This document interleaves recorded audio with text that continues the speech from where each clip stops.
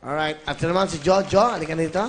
Okay. So, ano ka pa? Sekretary ba? Ano ba yun? Receptionist, sumasagot din po ng tawag. Sino ang kasama mo?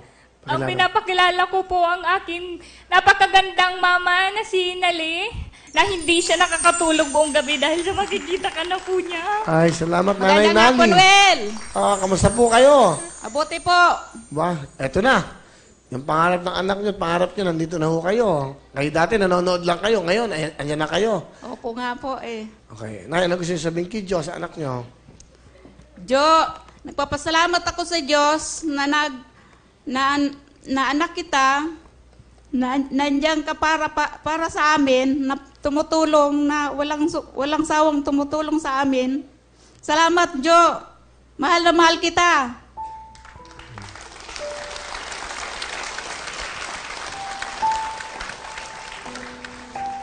May kasama ka pang isa, ha? Sino yan? Sige, sino yan?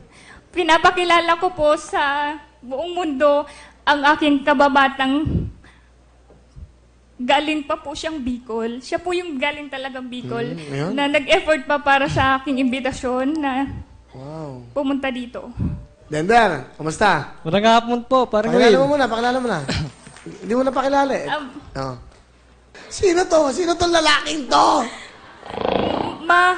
Siguro po ito na yung tamang panahon para malaman mo.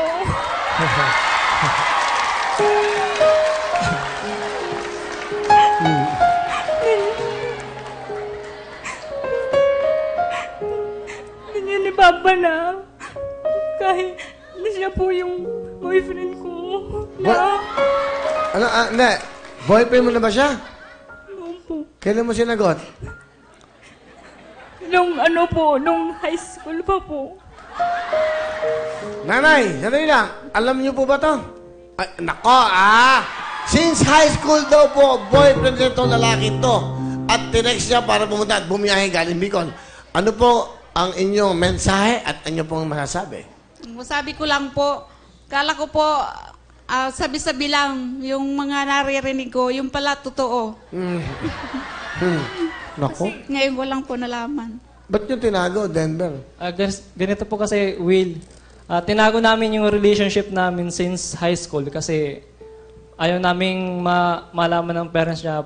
Baka kasi maging hadlang yung pagiging mag-shotan namin ni Joanne.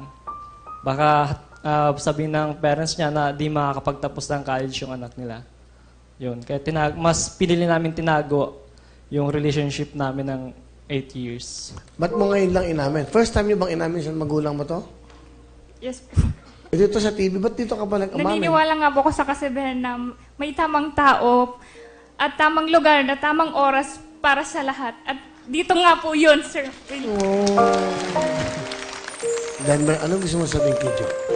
Wish ko lang, Be, sana... Oh my God. Ayan, sa likod, Ayan, oy, magpaalam ka muna. Pwede, magpaalam ka muna. Ano Ay, po? tita, Anong tita? Hoy! Tita! Ano? gusto ko lang po Ano ang tawag mo? Nanay na lang. Ha? Yan, ano gusto mo sabihin? Nay, gusto ko lang po ipaalam sa'yo si Joanne na mahal na mahal ko po yung anak nyo. Na ako po ay graduate na din po ng criminology. Mag-i-exam na din po ako. Gusto ko lang pong patunayan, pag nakapasa na ako ng board exam, hindi ko papabayaan si Joanne habang kami pa po. Wow. Ano po gusto niyo sabihin, Nay? Wala po akong masabi, basta ingatan niya na lang ang anak ko. Yan lang po.